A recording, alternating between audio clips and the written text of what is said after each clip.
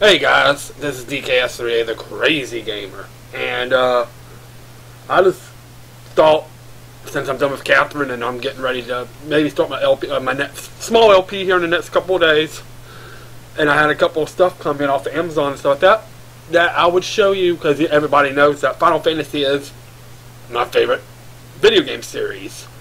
And now that I got a few more games that came in, I have just about all of the main games in the series at one point or another, except for one. And I'll show that off, all kind of stuff. So I thought maybe I'll just show off my updated Final Fantasy series, the whole every game that involves the Final Fantasy that I have, just to show you what I have and don't have, and what I still need to get and stuff like that. So, all right, so let's get started. And of course, we're going to start with the first Final Fantasy. And actually, I have three different versions of the first Final Fantasy. We have the game that started it all, the original NES Final Fantasy. Got this off of Amazon last year, and it's the game that started it all. Came out in 1988 in the United States. I'm not absolutely sure. Maybe 89 or something like that, but it might have been 87. I don't know. But yeah, I got the original Final Fantasy, the game that started it all. So, and then also have the 20th anniversary Final Fantasy, the original Final Fantasy 20th anniversary for the PSP, which is basically the same game, updated graphics, and then there's some extra optional dungeons at the end of the game, which you can fight other like bosses from like Final Fantasy 2, 3, 4, all the way leading up to like Gilgamesh and all that kind of stuff. But it's basically the same game, just with really updated graphics and stuff like that. But yeah, I got that one too. And I also have the Final Fantasy PlayStation Origins, which is Final Fantasy 1, and my only version of Final Fantasy 2 I have is Final Fantasy 1 and Final Fantasy 2. Now, for most people that do know Final Fantasy series, this Final Fantasy 2 is the actual Final Fantasy 2, not the original Final Fantasy 2 that was released in the United States, which was Final Fantasy 4. So, yeah, so this basically it's almost the same game again, but the main reason I got it because it has Final Fantasy 2 in it and all that kind of stuff. This is the only version of Final Fantasy 2 I have, which a lot of people don't like Final Fantasy 2 because it's kind of like the black sheep because of the leveling up system, all that kind of stuff. But I like it and all that kind of stuff. I like the villain of Final Fantasy 2. If you saw my Let's Play, I do like Final Fantasy 2, but it's the only version of Final Fantasy 2 I actually own. And that's my third version of Final Fantasy 1 I own, so. And then we'll move on to the game I just got yesterday off of Amazon. Final Fantasy 3 for the DS. This is not, again, the Final Fantasy 3, the original Final Fantasy 3 that was released on Super Nintendo. That would be Final Fantasy 6. All that kind of stuff. This is the actual original Final Fantasy 3. This is actually the final of the main series that was released in United States. And then, there's a DS version. When the Ouya came out, for people who don't know what an Ouya is, it's like this little Android-based console. Final Fantasy 3 was one of the launch titles, and they also just released it on Steam also. But and they also had a fan translation of the original Famicom version, but I got the DS version, and it's hard as balls. It's probably one of the harder Final Fantasy games if you don't know what you're doing. So I got the original Final Fantasy 3. This is the only version of Final Fantasy 4 I have, and it's the Final Fantasy Chronicles version, which came with Final Fantasy 4 and Chrono Trigger. A lot of people love Final Fantasy 4, which is Final Fantasy 2 for the Super Nintendo, like I said. A lot of people like Final Fantasy 4. A lot of people have this one as one of the best Final Fantasies in the series.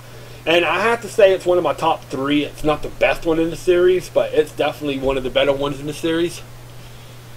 And I do all that kind of stuff. It's too bad I don't have like they actually came out with the sequel of this game like 18 years later called The After Years, and I have it on my Wii. I have the original WiiWare version of it, but I don't have the PS4 Final Fantasy 4. They came out with the PSP version of Final Fantasy 4, the complete edition, which is Final Fantasy 4, Final Fantasy 4 Interlude, and The After Years, all on one disc and stuff like that. But Final Fantasy 4 is a great game, great villain, all that kind of stuff. I'm still yet to LP that one, but it's on my list to LP and all that kind of stuff. Then we have Final Fantasy Anthology, which is Final Fantasy V and Final Fantasy VI. And Final Fantasy V was the second to the last one of the last ones that got released in the United States. We never got Final Fantasy V, and then Final Fantasy VI was Final Fantasy III, which is, in my opinion, the best Final Fantasy and the best RPG of all time, just because of Kefka, you know. But Final Fantasy VI, but Final Fantasy V got its moments too. Final Fantasy V got pretty good, but this is Final Fantasy V and Final Fantasy VI.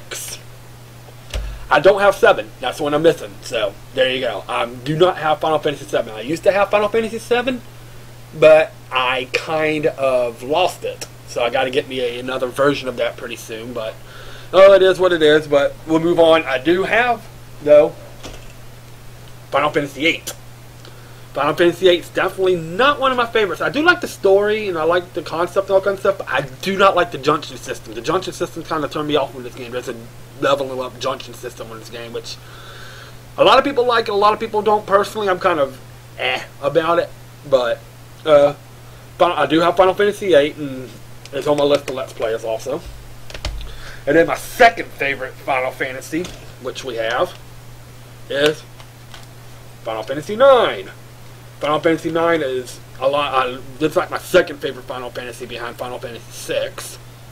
But I really do like Final Fantasy IX. It's got a bunch of nostalgic moments, and it has like a lot of things that like bring back like a lot of alliterations. It's kind of like the nostalgia from like the first 8 original Final Fantasies. Like everything, there's a little something from each of the original 8 Final Fantasies in this game somewhere. And the villain's awesome, the music's awesome. This was also an absolutely great gem. And then we move into the PS2 era with Final Fantasy X. First Final Fantasy with voice acting. And it's an okay Final Fantasy. It's probably like my 4th or 5th favorite Final Fantasy, but it's up there with one of my all kind of stuff. But it's not. I mean, it's a pretty good game, and for the revolutionary first time because of the voice acting and all kind of stuff. Like I said, it's the first Final Fantasy with voice acting. I mean, it has a pretty unique leveling up system. You don't level up contemporarily, but you level up with like a sphere grid and all kind of stuff, and you put little spheres in to level up your stats, just in a weird way like that. And this one also was the very first one that came out with a sequel. And yes, I have the sequel, Final Fantasy X-2. Anybody who's seen my Let's Play knows what I think about Final Fantasy X-2. I think the battle system's great. I think it's one of the best battle systems that's ever been created in Final Fantasy. But the story, man, the story is horrible. I do not like the story of that game. But if you can get past the story and all kinds of stuff, it's actually not that bad of a game. The battle system's freaking incredible. Like I said, this is the first one that had like the very first direct sequel to the game and all that kind of stuff. But yeah, I have Final Fantasy X-2 also. I don't have the HD version yet, but that's on my list to get. So I don't have Final Fantasy X-2 HD for PS3 yet. So then we will move on to Final Fantasy 12. Final Fantasy 12 is a hit or miss for a lot of people. A lot of people like it, a lot of people don't like it. Personally, I like it. It's hard, and it's kind of like an MMO style with, you know, kind of an MMO style. Kind of like a one-player, single-player MMO. But the story's pretty cool, except for Vaughn, the main character, because he's kind of useless. Like, what the hell is he doing there? But the story's pretty cool. The battle system's pretty cool. It's not a bad game. A lot of people just crap on it, though, but I don't think it's too bad. And then this one also, that one also came out with a sequel for the DS called Final Fantasy XII Revenant Wings. It's, again, a direct sequel, and this one's okay. Kind of stuff. It just tells you the story of a life of Vaughn becoming a sky pirate and finding a floating continent, and there's stuff happening up there with all kinds of summons, all kinds of stuff. It's okay. It's not the greatest game in the world, but it's definitely. And then we move on to. Well, you can get this for PS3 or 360. At the time when I got this, I didn't have a PS3, so I had to get it for the 360. So, Final Fantasy 13. A lot of people don't like this game because it's up until about chapter 11. It's pretty linear. It's just they call it hallway fantasy because all you do is just go hallway battles, cutscene, hallway battle, cutscene, hallway.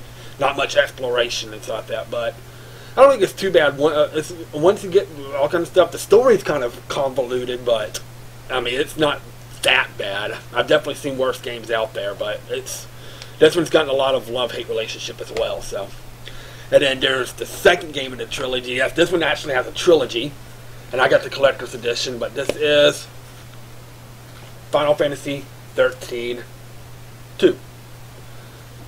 It takes place of story of Lightning's sister Sarah and trying to find Lightning, all kind of stuff. It's got pretty cool little stuff in there for the collector's edition. I like this one. It's very non-linear, and the leveling up's pretty cool. Being able to capture monster crystals and how monsters fight for you, all kind of stuff. Caius is a pretty cool villain. It's actually pretty decent and all kind of stuff. And then the third one, a lot of people got hit or miss and all kind of stuff, is, of course, Lightning Returns. The final one of the Lightning trilogy, where Lightning comes back 500 years after 13-2. The world only has 13 days left until the world comes to an end, so she comes like the savior, like God, and has to save as many souls as he can before the world comes to an end, and all kind of stuff. I mean, I like it, and all kind of stuff. Though a lot of people don't like it because the battle system's kind of convoluted, and you only get to play as Lightning and nobody else. But the garb system, where you get to change like garbs, I thought that's pretty cool. And I mean, the battle system's actually pretty good. The story's kind of all kind of stuff, but I personally kind of liked it. I've beaten it twice already, so. And that's it for the main series, but that doesn't count the side games, like some of the side games and stuff. And I have a few of those, and all kinds of stuff, like games that are not part of the main series. And first one I have is Final Fantasy Mystic Quest. For a lot of people, this is the first Final Fantasy they played. This is the first RPG they played, which is the reason why this game is so easy. In fact, this one is the only Final Fantasy that was actually made in the West, in the United States first instead of Japan, and all that kind of stuff. And a lot of people, they made this very beginnerish, watered-down Final Fantasy for people who have never played a Final Fantasy in RPG before to get some used to Final Fantasy. It's not saying it's a bad game. It's kind of bad. The story's kind of all kind of stuff, but the music's incredible, and the battle system's pretty cool too. So. But this is like a beginner's Final Fantasy, so if you've never played a Final Fantasy or never played an RPG, this would have been the one for you. So then we have part of the Final Fantasy, after Final Fantasy VII, which a lot of people have as the most popular and most famous Final Fantasy ever. They made a bunch of spin-off games and all that kind of stuff based around Mythos Final Fantasy VII. The first one I have is Crisis Core Final Fantasy VII, which is a prequel to Final Fantasy VII, which takes place of the original hero, Zack, leading up to his time as a soldier and to his death and all kind of stuff, and how Cloud gets involved, all kind of stuff. Great game, great game, great game. I don't recommend it enough. If you have the PSP, don't have this game, what the hell is wrong with you? You need to get this game. It's hands down one of the best side games of the whole series, so definitely get this game if you don't have it. And it's got a very sad ending, so I don't recommend this game enough. So then we have Dirge of Cerberus, Final Fantasy VII, which is the one of the sequels. Like, there's Advent Children, with the movie that came out, which takes place 2 years after Final Fantasy VII, and this game takes place a year after Advent Children. It's a story based around Vincent, and he finds out about this thing called Deep Ground. There's a group of people called Deep Ground, which is like the super soldiers under Midgar, and all kind of stuff, and you have to try to find out what's happening with Deep Ground and stuff like that. So it's not a bad game. It's different because it's a third-person RPG shooter. Because Vincent uses guns, so that's kind of a given. But it's not bad. Check it out if you have. I mean, it's not the best one, but check it out if you haven't.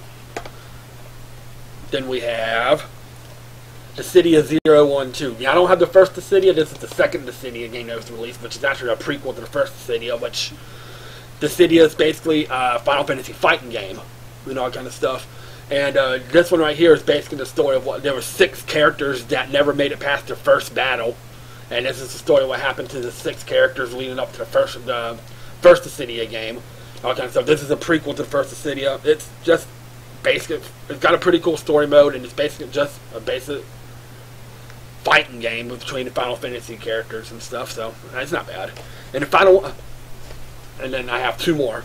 I have Theatrhythm Final Fantasy, and I have Curtain Call, but somebody's borrowing it from me right now, so I can't show it off. I have both Theatrhythms, but Theatrhythm Final Fantasy, which is a rhythm-based Final Fantasy game. Basically, they take songs and you tap the touchscreen and all that kind of stuff, and basically it's a rhythm-based. If you play Guitar Hero or Rock Band or anything like that, you'll be kind of familiar with this. But there's actually a story to it too, but it's okay. I mean, it's not a bad game. And the final one I have, like I said, I do have Curtain Call, but somebody's borrowing it from me right now, so I can't actually show it off. Which is the second game of the second Theatrhythm game. But the final one I have is Final Fantasy Crystal Chronicles. It's okay. There's not much to say about Crystal Chronicles. They try to utilize, like, connecting this to the GameCube and all that kind of stuff, and using GBAs and all that kind of stuff, and story's okay. It's kind of a mediocre game, but it's not too bad. And that's all the Final Fantasy games I have for now. Working on trying to get more into series like Final Fantasy VII and Tactics and Chocobo's Dungeon and all that kind of stuff, but that's the ones I have right now. So I hope y'all enjoyed this, and I hope y'all enjoy my ever-growing Final Fantasy collection. If y'all like this one, I might show off more collections that I have. But alright, y'all have a good day.